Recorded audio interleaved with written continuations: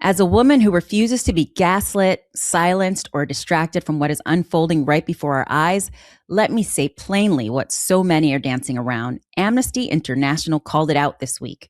The President of the United States threatened genocide on Truth Social, promising to destroy Iran's power plants, its bridges, a whole civilization.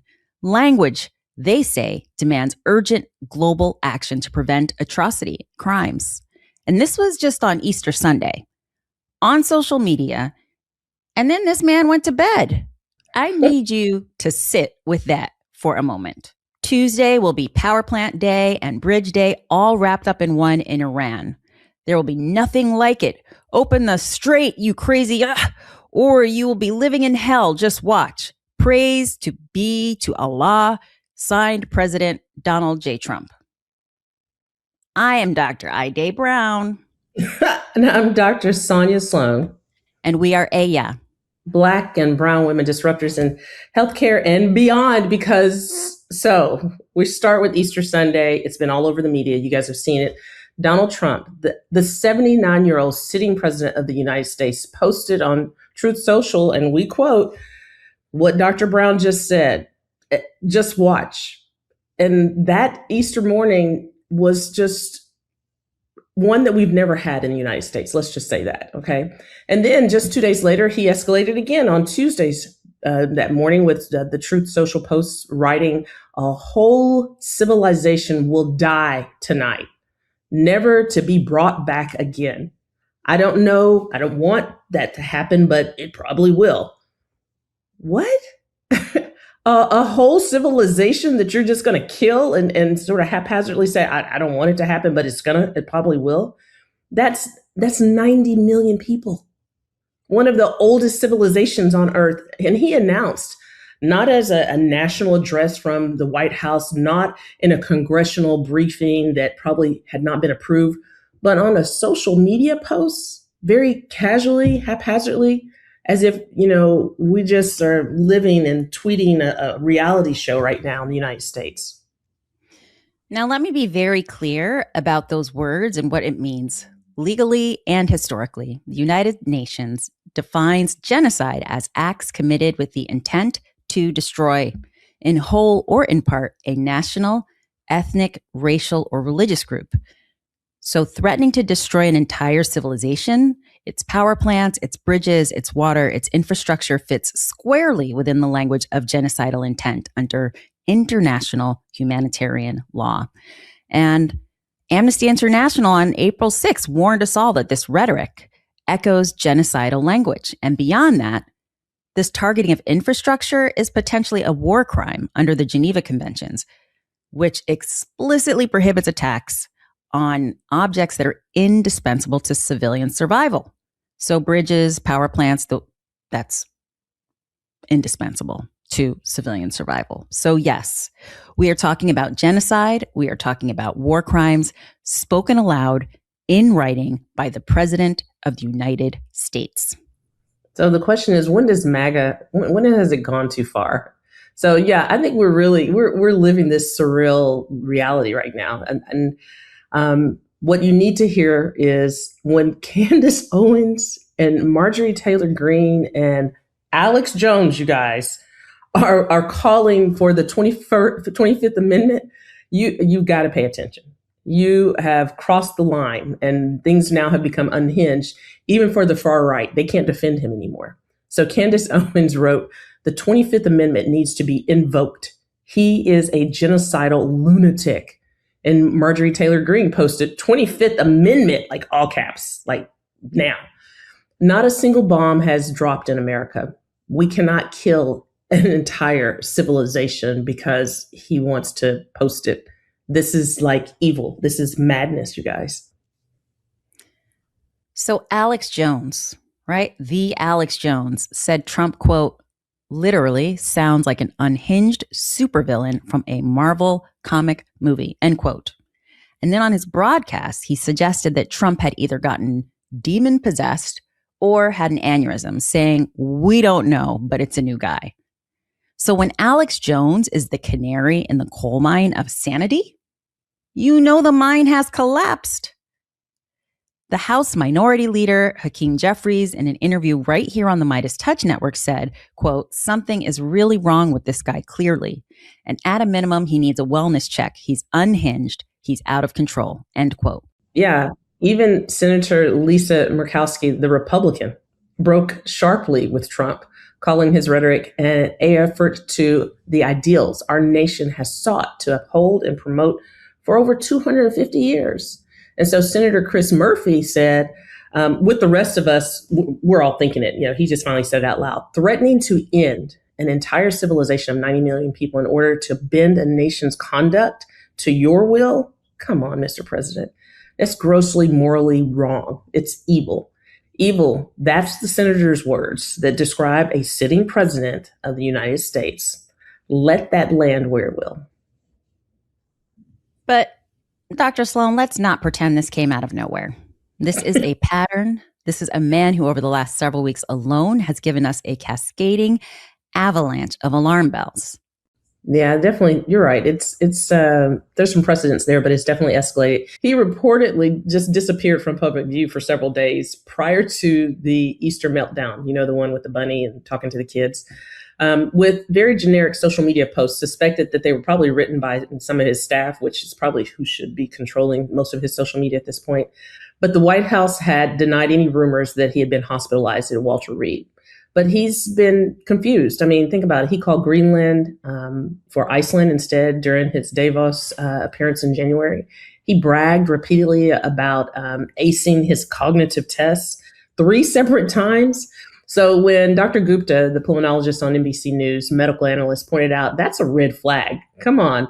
The MOCA, the Montreal Cognitive Assessment Score, which is usually below 25 out of the 30, shows significant or at least signals impairment.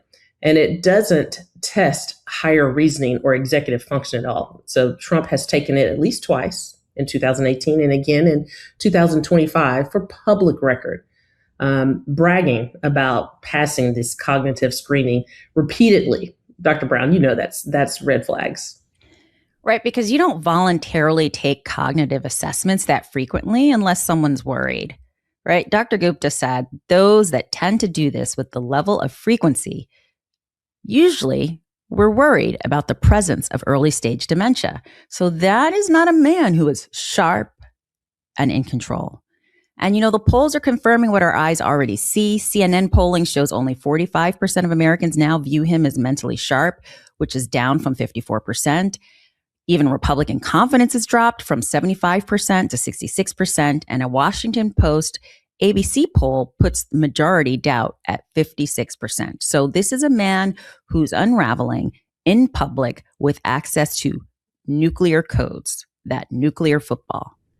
And you guys saying well, we've already heard of this and everything else, but what's important for us to recognize is why it matters for us, right? So I want to be precise about different communities and specifically Black and brown men and women, right? We know that this means to have, if it was us, our mental health would be weaponized. It'd be maybe dismissed or it's going to be used against us, but not Mr. Trump. Why not? So let's approach this with rigor, but not cruelty. I mean, we are medical doctors. We are professionals. There's something we really have to understand, right? Physicians don't do this.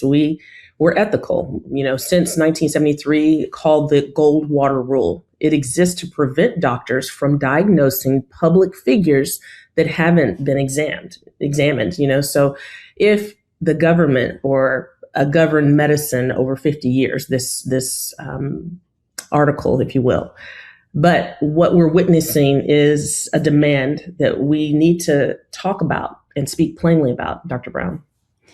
And right now, credentialed physicians are breaking it. They're breaking that gold water rule deliberately, loudly, and by name, because they believe the danger of silence outweighs the risk of speaking.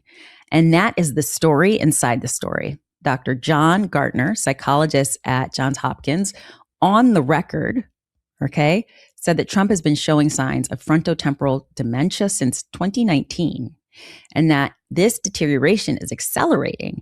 And to use his exact words, Donald Trump is, quote, not the same man he was 4 years ago. Dr. Gartner explained that people with frontotemporal dementia lose all judgment, all inhibition, all ability to inhibit their behavior, and they become disinhibited and aggressive. So, Dr. Sloan? Aggressive indeed. I mean, crazy posts. And then Dr. Gupta even laid out other 5 observable symptoms that I think we've all seen. So one is erratic behavior, definitely. Inability to finish his sentences. You know, he's so random. He goes off to the left and doesn't come back. Frequent confusion, that translating different names for different countries, maybe. Illogical train of thought, over and over again, even in his post, and word finding difficulties. Yes, we've seen all of these things. So all of these are said to be developing or worsening gradually over time, right? So his conclusion, Dr. Gupta, is that the president is totally exhibiting all signs of dementia. So now we are physicians and we're very concerned citizens, and we have every right. No, actually, we have an obligation to ask, is this man fit to hold the most powerful office on earth? The 25th Amendment exists precisely for this moment. It is not a political weapon. It is a constitutional safeguard. Section 4 allows the vice president and the majority of cabinet to transfer power if the president is unable to discharge the powers and duties of his office. Let me bring this home, Dr. Sloan, because I know some of you are thinking, this is about the Middle East. What does this even have to do with me? Oh, beloved, it has everything to do with you. Let's play the clip. There's also disagreement over the Strait of Hormuz, as we've been talking about, a major shipping route. Now, the White House says the strait is now open, but Iran is restricting the passage of oil tankers. Since February 28th, 2026, when the United States and Israel launched Operation Epic Fury against Iran, the Strait of Hormuz, a narrow passage of water between Iran and Oman, has effectively been closed to global shipping. This geopolitical hotspot is about power and control. So before this war, about 20% of the world's seaborne oil and 20% of liquefied natural gas passed through that strait every single day. 20% gone. Poof. Blocked, mined, attacked.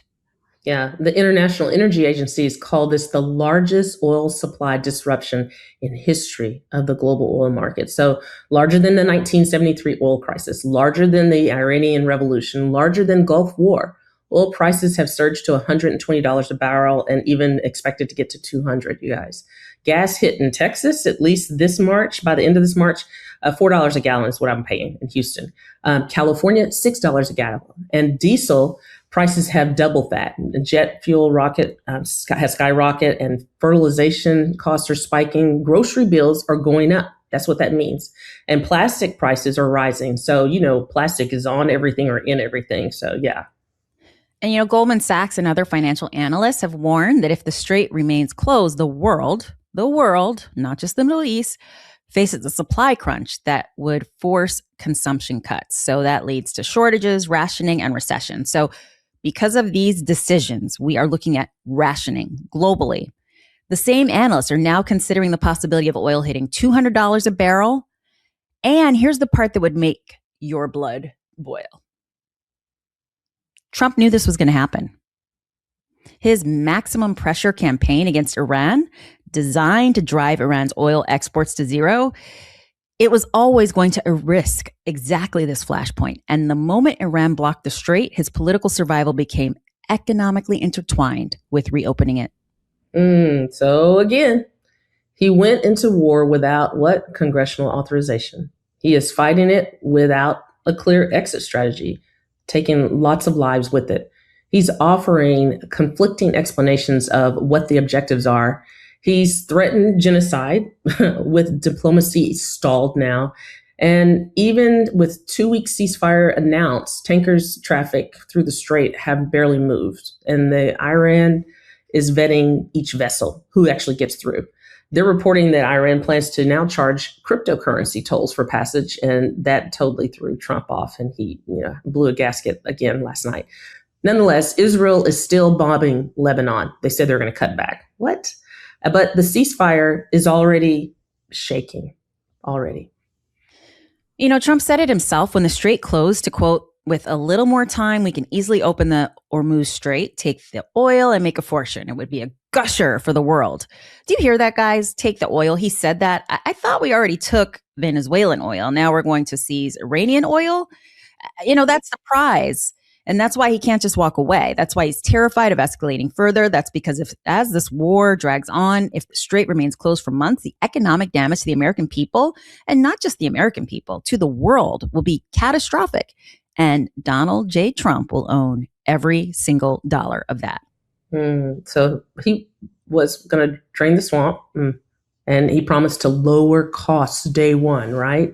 Well, gas is $4 here, $6 in California. Have you been to the grocery store lately? I mean, sky high prices, right? People can't afford a home in the United States at the price point of probably almost $400,000 or plus with a $62,000 salary a year. That's not affordable living in the United States. And don't get us started on the brink of this global oil crisis, because the economists have compared it to the 1970s. And because your 79-year-old male president is deteriorating cognitively, his function, he's decided to play warlord on Truth Social as the sitting president of the United States of America. That is near fatal, self-inflicted wound by a president of the United States, and we all suffer.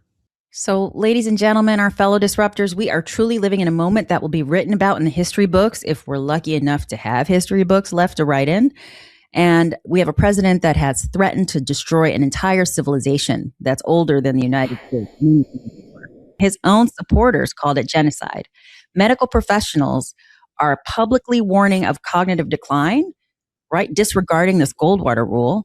And the global economy is being held hostage by a war that was started without a congressional vote, without a plan, and without accountability. So as Black and brown people, we've always been able to see clearly, right? When power tries to blind everyone else, we've been able to name it, and we've been willing to call it out. We've carried out the truth because it was safe to say it out loud. So I'm saying it now. I don't mind saying it. And I think a lot of other medical professionals are saying it, Dr. Brown. This man is not well. You hear me? He is not well. And so this war is not just, and a lot of lives are going to be lost. So the economic crisis will hurt the most vulnerable first, as it always does. So the question is not whether we see it. The question is, what do we do with what we see? You vote, you organize, you speak out, and you disrupt, because that's what we do. So stay informed, stay vigilant, and stay loud. We are Aya, contributors to the MeidasTouch network and proud members of the Meidas Mighty. Please subscribe, like, share, and follow. Have a great week, everyone. Want to stay plugged in? Become a subscriber to our Substack at MeidasPlus.com. You'll get daily recaps from Ron Filipkowski, ad-free episodes of our podcast, and more exclusive content only available at MeidasPlus.com.